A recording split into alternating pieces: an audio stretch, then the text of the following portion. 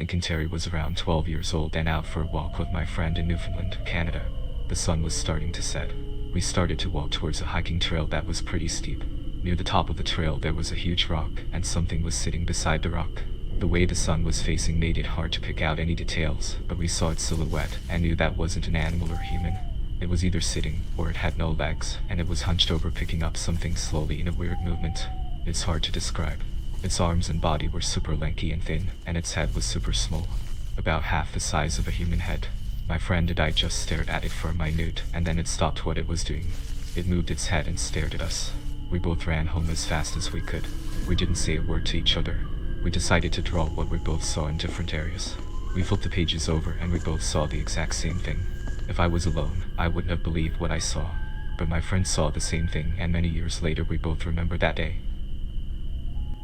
During the summer of 2003, events in the northeastern United States involving a strange human-like creature sparked brief local media interest before an apparent blackout was enacted.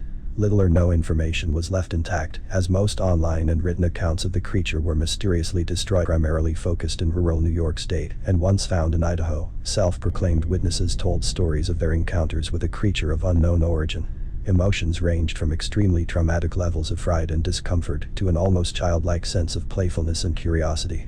While their published versions are no longer on record, the memories remained powerful.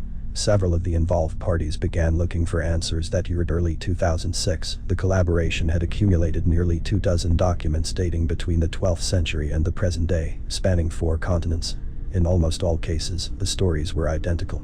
I've been in contact with a member of this group and was able to get some excerpts from their upcoming book. Suicide note. 1964. As I prepare to take my life, I feel it necessary to assuage any guilt or pain I have introduced through this act. It is not the fault of anyone other than him. For once I awoke and felt his presence. And once I awoke and saw his form. Once again I awoke and heard his voice and looked into his eyes. I cannot sleep without fear of what I might next awake to experience. I cannot ever wake. Found in the same wooden box were 2 empty envelopes addressed to William and Rose, and 1 loose personal letter with no envelope. Dearest Linny, I have prayed for you. A journal entry, translated from Spanish. 1880. I have experienced the greatest terror. I have experienced the greatest terror. I have experienced the greatest terror. I see his eyes when I close mine. They are hollow. Black. They saw me and pierced me. His wet hand. I will not sleep. His voice, unintelligible. Text. Mariner's log. 1691. He came to me in my sleep. From the foot of my bed, I felt a sensation. He took everything. We must return to England. We shall not return here again at the request of the rake from a witness. 2006. 3 years ago, I had just returned from a trip from Niagara Falls with my family for the 4th of July. We were all very exhausted after a long day of driving, so my husband and I put the kids right to bed and called it a night. About 4 a.m., I woke up thinking my husband had gotten up to use the restroom. I used the moment to steal back the sheets, only to wake him in the process. I apologized and told him I thought he got out of bed. When he turned to face me, he gasped and pulled his feet up from the end of the bed so quickly his knee almost knocked me out of the bed. He then grabbed me and said nothing. After adjusting to the dark for a half second, I was able to see what caused a strange reaction. At the foot of the bed, sitting and facing away from us, there was what appeared to be a naked man or a large hairless dog of some sort. Its body position was disturbing and unnatural, as if it had been hit by a car or something. For some reason, I was not instantly frightened by it, but more concerned as to its condition. At this point, I was somewhat under the assumption that we were supposed to help him. My husband was peering over his arm and knee, tucked into the fetal position, occasionally glancing at me before returning to the creature. Flurry of motion. The creature scrambled around the side of the bed and then crawled quickly in a flailing sort of motion right along the bed until it was less than a foot from my husband's face. The creature was completely silent for about 30 seconds, or probably closer to 5. It just seemed like a while, just looking at my husband. The creature then placed its hand on his knee and ran into the hallway, leading to the kids' rooms. I screamed and ran for the light switch, planning to stop him before he hurt my children. When I got to the hallway, the light from the bedroom was enough to see it crouching and hunched over about 20 feet away. He turned around and looked directly at me, covered in blood. I flipped the switch on the wall and saw my daughter Clara. The creature ran down the stairs while my husband and I rushed to help our daughter. She was very badly injured and spoke only once more in her short life. She said, "He is the rake." My husband drove his car into a lake that night while rushing our daughter to the hospital. They did not survive. Being a small town, news got around pretty quickly. The police were helpful at first, and the local newspaper took a lot of interest as well. However, the story was never published, and the local television news never followed up either. For several months, my son Justin and I stayed in a hotel near my parents' house. After we decided to return home, I began looking for answers myself. I eventually located a man in the next town over who had a similar story. We got in contact and began talking about our experiences.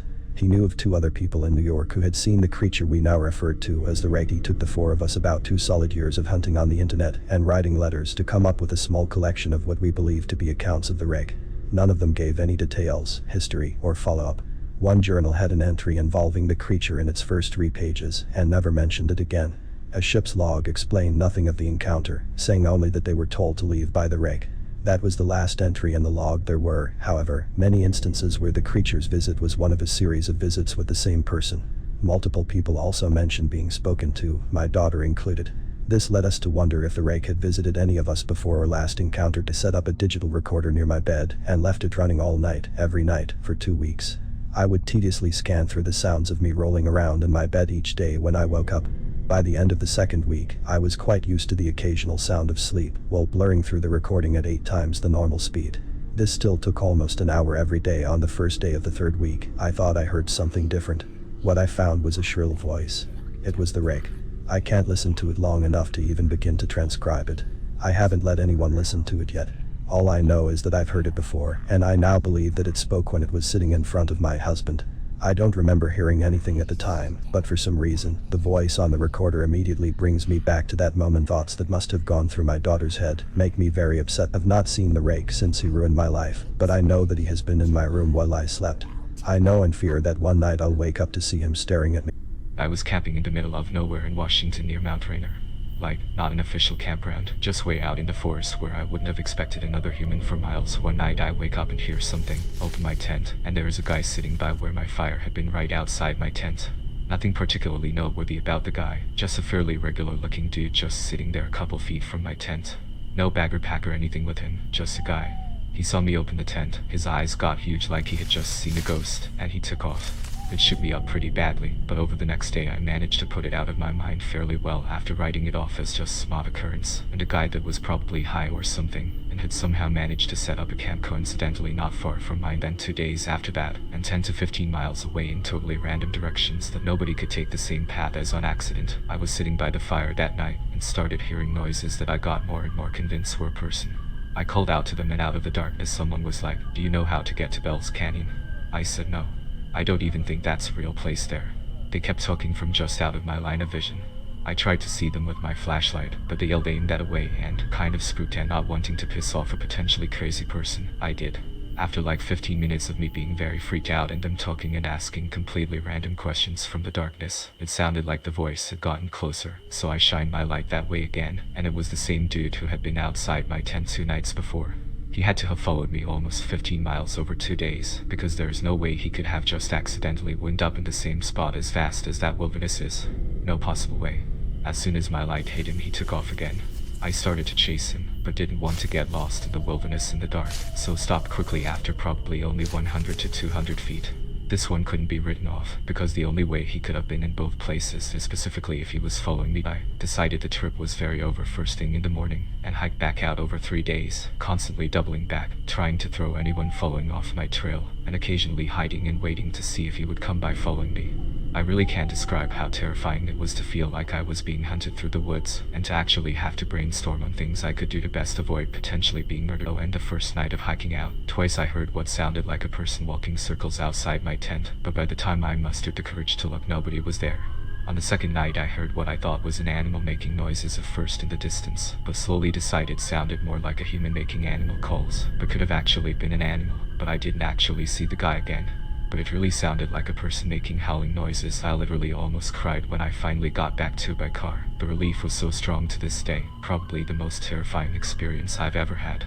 I have no idea who the guy was or what his intentions were, and no way of getting an explanation, but I really can't articulate just what a terrifying few days it was. I'm 30 years old, female, and a current student in nursing. 2020 Thanksgiving went from exciting to creepy for me. It started off with me passing exam at 86%, spending a pre-Thanksgiving with my boyfriend and his family. He was leaving for a Cal Fire base. This particular night before Thanksgiving, I spent at my brother's house. I left for home around 8 a.m. I woke up exhausted, but my mental state turned manic. I was awake and wanting to get my sister a surprise gift for me and her kids. Because she hadn't replied, in my manic state I decided to go to her house. The day was fun, a lot of food, booze and dancing. I loved it. Around 6 p.m. I planned my trip out to my boyfriend's temp house. We got into a bit of an argument, as I told him since it was a 3-hour drive, I'd start out around 1 a.m. He did not agree with this, as he thought it would be too late, and darkroom travel to a rural area, which prompted me to remind him I am grown. Mistake, he became a bit nerved and upset. However, later we agreed on my arrival. The festive went on at my sister's. Alcohol fun, Thanksgiving family pictures, and food. Around 11 p.m. I decided to take a nap, however, my manic brain thought a shower. Due to me needing help with running the shower, and attempts to fix my hair, I ended up laying down around midnight. I decided to sleep until 1 a.m., however, I ended up passing out for over that time frame. I set alarm to wake up at 1 a.m., but of course I slept through it. I was woken up at 3:30 a.m. when my sister asked me why didn't you leave. I woke up and desperately moved as fast as I could out of her house. I left my phone and had to turn around and go back. Once I retrieved the phone I was on my way for a second time. I ended up going the wrong way, as I mixed up two cities' names, because they both started with CH. Once the GPS was on, and I realized I was going in the wrong direction, I was on my way. The first hour seemed to be frustrating, as at that time I thought I left my vape pens. Thanks to my sister telling me I left my pens, which she meant actual pens. Not her fault, but mine, although I found the vape pens 2 days later in my purse and Thornat. Once leaving the city lines of Sacramento, I got into a race with a Silverado that was lifted, and my jealousy that I was in an SUV versus a beautiful truck, I decided to take on the race, until I reached 120 miles per hour for about 10 minutes, and decided it wasn't worth the ticket.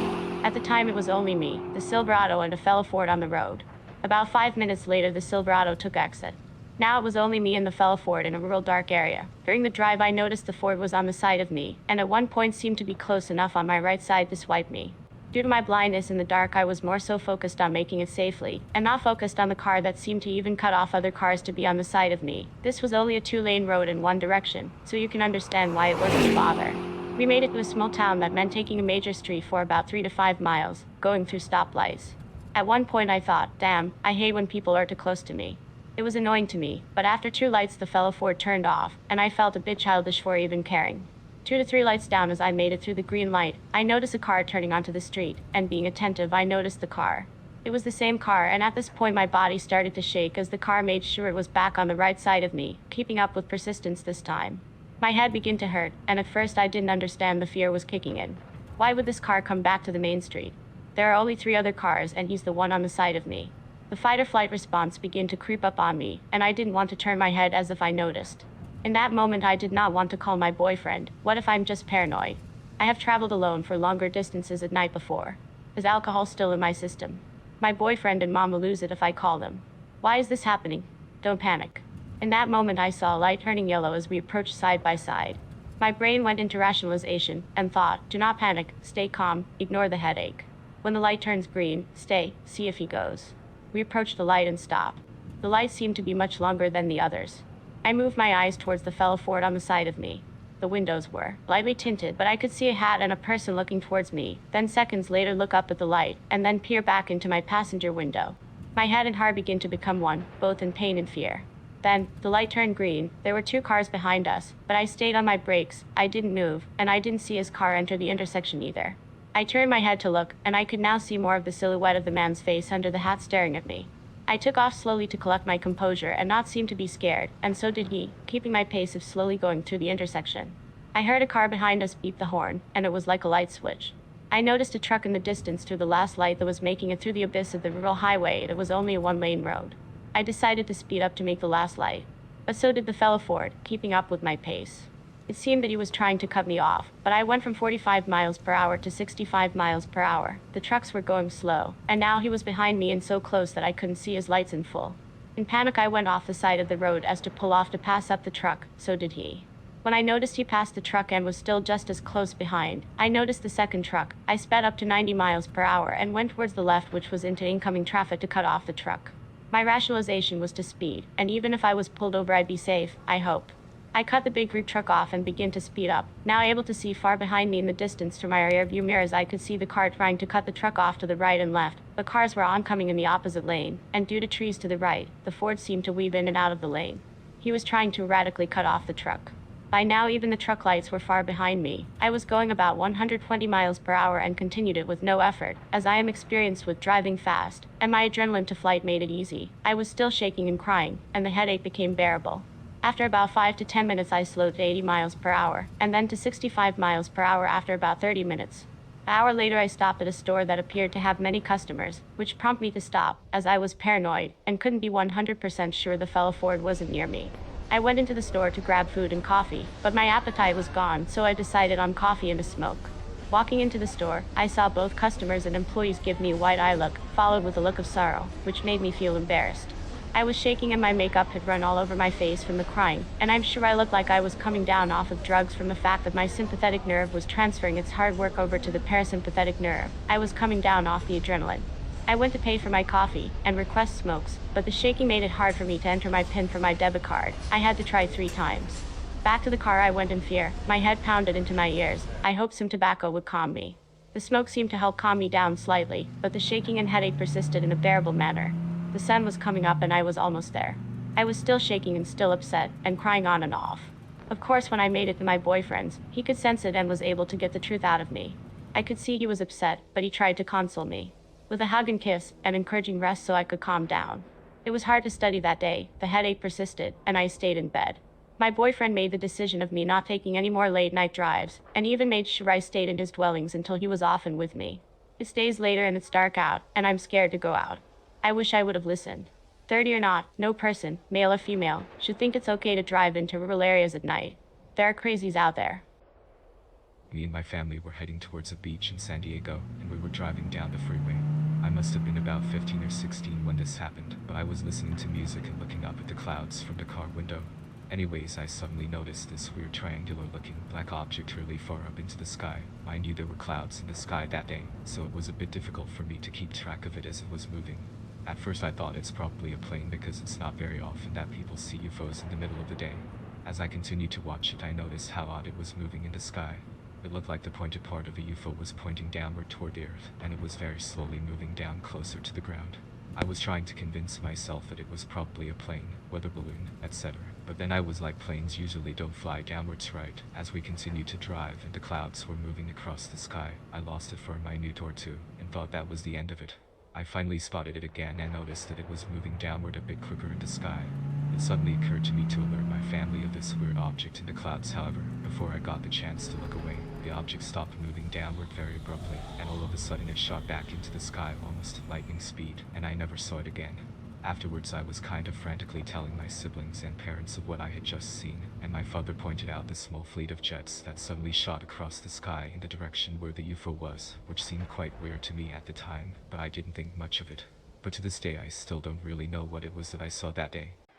In this context, I was about 7 or 8 at the time, and we were at a beach in North Carolina. The sun was going down, and my family and I were having fun letting the waves hit us. We were about to pack up to leave, but my mom let me stay in the water with my older brother for a bit before we left. My brother and I were having fun before I felt something tug on my foot. At first, it felt like the current, so I didn't worry about it. Not even 10 seconds go by before I have something latch onto my right ankle and yank me under the water. The thing that grabbed me felt scaly and bony on my ankle, and it felt like something was piercing my leg as I struggled to get back to the surface. I got about 15 feet out before I felt my brother grab my arm and yank me out of the water. Once I got out, I could see on my leg there were slashes and bleeding in my leg where I felt the piercing. My mom chalked it up to rocks being in the water, but they didn't scrape. It was almost like it was stabbed. This happened around 2013. I was either 12 or 13 at the time. I'm the middle child of 3, and have been dubbed the responsible one for most of my life. On this night, I would be in charge of watching my siblings, while my mom and grandparents went out. It wasn't often that my grandparents would leave the house, so when they did, they'd often be gone for the whole day. This was great in the eyes of my siblings and me, mostly because they enjoyed whatever I cooked them, and we each got free time without the judgmental eyes of our very strict grandparents. After dinner, I decided to enjoy time outside of my shared bedroom and take a seat in the living room. Now, if you were online frequently around this time, you'd know this was when the creepypasta fandom was at its peak. I was and still am, 10 years later, a huge fan of the scary stories online. Because of my hyperfixation at the time, I loved letting my imagination get the best of me. I often used my free time on Omegle, in hopes that I would find friends with similar interests. This happened often, though of course as a naive, young girl on the sketchy site, I often got my fair share of creepy encounters on there as well. On this particular night, a friend of my best friend at the time, whom I had met online, had found me on Omegle. They knew it was me due to the screen name that I use for just about everything. However, I never formally spoke to this person. They were a little older and thought it would be hilarious to scare me. They, along with our mutual friend behind the scenes, used personal information and a sort of glitch font through the text feature, effectively beginning to scare the piss out of me. Eventually, I had enough. I slammed my laptop shut and nervously shot my friend a message, telling him about my encounter. He urged me not to panic too much, knowing it was truly nothing to worry about, but I remained on edge. So when my small, almost always silent dog, Abby, started barking viciously at the door, I immediately felt sweat in my palms and my heart racing. It was already pitch black outside. In the front yard there was a single street light across the street, and in the back, we had about 2.5 acres of wooded land. I attempted to comfort Abby, but she was the most terrified and on guard that I have ever seen her. Even to this day she never growled like that. I didn't know why, but I desperately wanted to know what was out there. I thought for sure I'd see a horrible creature or person like described in the Omegle chat before. They had described my house and my life, so surely it was them outside. I don't know why I opened that door, it wasn't even locked due to how low the crime rate was in our area. But, despite Abby standing firm and angry growling, and despite knowing something bad could be out there, I turned the knob. I felt like I just had to. I gripped the old, cold knob and opened the door quickly. At first, there was nothing. I stepped onto our small porch slowly, sighing in premature relief, before I heard a crunch. The crunch of leaves beneath me. Under the porch. I froze, and right as I did a terrible creature. Person. I'm not sure bolted out from under the porch. It looked exactly like the old classic photo of the rake. If you don't know what I'm talking about, Google image search the rake. Imagine this but much longer, lankier limbs. And the bones showed much more, as someone with severe anorexia, but running on all fours. From what I could see in the very little amount of lighting. It was completely hairless, its limbs were long, and you could see the scrawny, malnourished frame even as it ran. It ran so damn fast. I couldn't move. I couldn't scream. Not until Abby darted after the creature down the road. That's when I began to panic. I screamed and cried for Abby to come back, and right as I did I heard a horrible, monstrous screeching and then a loud yelp from Abby, then watched her tiny body running full speed back towards me, up the porch, and inside. I didn't stop to take in the scenery anymore. I ran inside behind her, and slammed the door shut. I locked it, and began checking every window as I cried and questioned reality itself. As I did this, my little sister came into the living room, asking why I was yelling and crying. I simply told her Abby had almost run out in front of a car, but that she was okay. Upon further examination, I found that to luckily being the truth. The creature didn't hurt her, so I assumed she realized the major size difference once she tried to face it and got scared. Kept it to myself, as to not terrify my siblings, but immediately told my mom the whole story when she got home. She tried to calm me down, saying it could have been a deer or another random woodland animal. When I called my best friend, he felt responsible for my intense fear. As I cried into the phone, he told me about his friend trying to scare me. The friend even shot me a message to apologize profusely. However, I assured them that what they did was nothing compared to what I saw out there. I know what I saw that day and I will always stand by it. Whatever was lurking under our porch looked deformed, non-human, and ran faster than anything I'd ever seen in person. Whatever was under our porch has made me believe that anything can potentially exist. This next bit is just extra, but it reminded me of just how much this experience affected me. I also believe whatever may be out there could come back. Just the other day I let my current dog, Daisy, outside. It was extremely dark, just like that night. As I let her out, something shot out from under the porch and began to fight with her. I have very bad eyesight, didn't have my glasses, and no porch light, so when my dog and the other animal just went silent, I ran to the bottom of the steps, ready to face what my mind kept telling me was this monster from my past. I called to her, and began sobbing and shaking. I was sure the creature came back. But Daisy wouldn't come out of the darkness and I heard nothing. I had to get my mother-in-law and her boyfriend, who brought flashlights and an axe outside in a hurry. I told them I thought it was another large dog, as to not seem more unhinged as I did at that moment. In the end, it was a possum. My dog had simply ignored it once it played dead. I guess she wanted to keep me on my toes. I know this isn't crucial to the main story, but it made me realize just how real that night truly was for me. I was so scared to relive it with less fortunate outcomes. One might blame it on generalized anxiety, or my overall love for the scary and supernatural, but I know it had to have happened.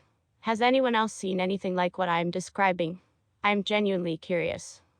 When I was 13 years old, my father and I would take daily trips to our local laundromat to do our drying, because well, we had a washing machine at home, our dryer had died, and we couldn't afford to get a new one. Usually, we'd just sit in the car in the parking lot and listen to the radio, or go for a drive along the river. However, with the winter weather quickly approaching, my father needed to get some new wiper blades for his windshield wipers, and decided to drive up the road to Walmart. Well, he went to the automotive section one, decided to go over to the books and magazines to see if they had anything that interested me. Looking at the graphic novels and paperback books, I heard a kind of soft sobbing coming from behind me. I walked to the end of the aisle and saw the source was a guy a few aisles over, sitting on the bench near the pharmacy section. He saw me looking at him and stood up and moved down an adjacent aisle. Returning to what I was doing, I decided on getting Ultimate Spider-Man Volume 3 titled Double Trouble, and I was about to join my father in the automotive section when he texted me and asked me to grab him some deodorant from Health and Beauty. I walked down the few aisles to the Health and Beauty section, and that's when I saw the guy again. He was just standing staring at the shaving cream, still sobbing, and I just shook my head and grabbed a thing of Old Spice deodorant, my father's brand, and was about to leave when I heard a loud huffing sound followed by a loud grunting. I turned to see the sad guy standing there holding a razor blade in his left fingers, stained with blood and blood pouring from the wrist of his right arm. I immediately ran from the aisle looking for someone, and found an employee nearby stocking shelves. "Help!" I shouted, pointing to the Health and Beauty section. A guy just slit his wrist over there. The next several minutes were a blur of employees and paramedics who rushed over to help the guy, and my father and I watched as he was wheeled out on a stretcher and loaded into the ambulance. According to the newspaper, a few days later the guy survived his suicide attempt, having sliced horizontally instead of vertically. Turns out he had been newly divorced from his wife of 10 years, and didn't want to be alone. I hope that he got the help that he needed, and didn't try to kill himself again. This happened when I was a kid, about 5 or 6 years old. I was living in a small 2-bedroom apartment with my mom, dad and my younger brother. Our apartment was located on the first floor of a 4-story apartment building. I was sleeping in a small bedroom with my brother, who was 3 or 4 years old at the time. My parents' room was right next to ours. The living room was across the hallway and had a small balcony which faced the courtyard of the building. It wasn't the best part of town, but a very safe city where crimes very rarely ever took place. Still, my parents were cautious and always closed and locked all of the doors. I still remember very vividly, I woke up because I heard somebody walking around. I saw a dark figure standing in the middle of the room. At first, I thought it was my mom taking my brother back to his bed, as he still often went into their room when he had nightmares. But then I realized my brother was sleeping safe and sound, as I could hear him breathing slowly and calmly. Also, the figure was bigger and wider than my mom. Since it was so dark in the room, I couldn't tell if it was a man or a woman. In fact, I wasn't even sure if it was a real person at all or just a shadow. In the past, I had often had trouble sleeping at night because I believed the shadows in my room were monsters staring at me. My mother always told me that if I closed my eyes they couldn't hurt me. And so I closed my eyes and tried to go back to sleep. After a little time, I want to say a few minutes, but it might have just been seconds, my brother woke up and started crying. He got up and ran into my parents' bedroom. I kept laying still in my bed, keeping my eyes closed so the shadows would go away. The next thing I remember was waking up in the morning, as if nothing had ever happened. I know you could easily brush this off as a kid having a nightmare.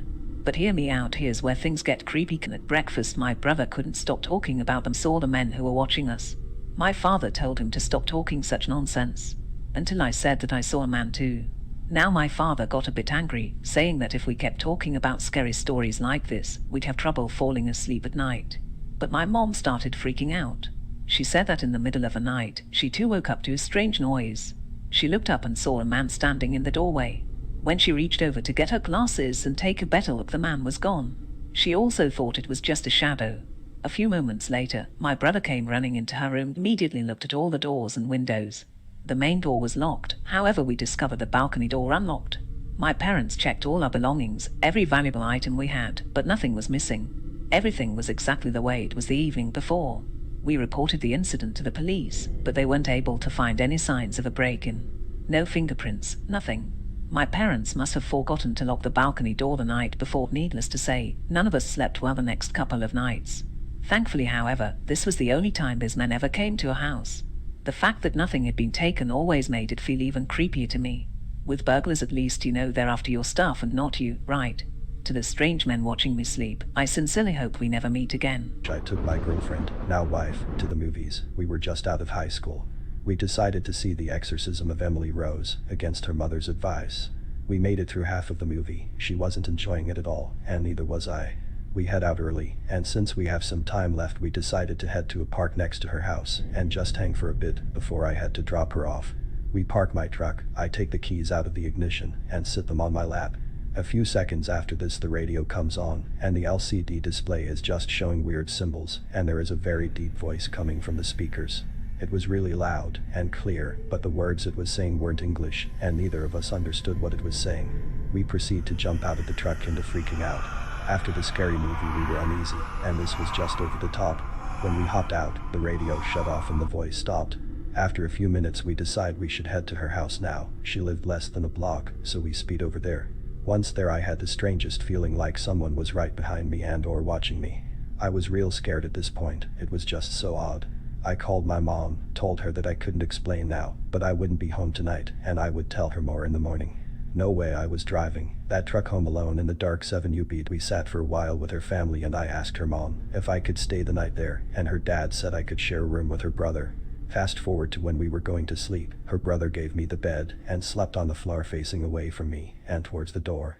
After a bit, sitting there propped on my elbow facing the door, all of a sudden it got very cold, and I couldn't move or talk. Into the doorway walks a silhouetted figure that was black like smoke with solid white eyes and appeared to have dreadlocks and a high ponytail. It stood in the doorway for what seemed like forever, staring straight in my eyes, and then turned and walked into the bathroom. As soon as it leaves the door, I can move again, so I have to know if it's in the bathroom at this point. I nervously get up and get out of the bed. Her brother startles me by asking, "What are you doing?" And I say I have to go to the bathroom. Nothing was there. Since in that movie, the weird stuff always happened at 3:30 a.m. For the next 4 years or so, almost every night I woke up at 3:30 with the same someone watching me feeling. I chalked it up to sleep paralysis and a weird tech glitch, and the rest on me being paranoid and anxious about it. I've told all my friends over the years, and about 2 years ago decided to tell my brother-in-law. He was dumbfounded when I told him, and said that he remembers that night very clearly because he was frozen and saw the same thing. So what the heck? Anyone have something similar? Remember to like and share.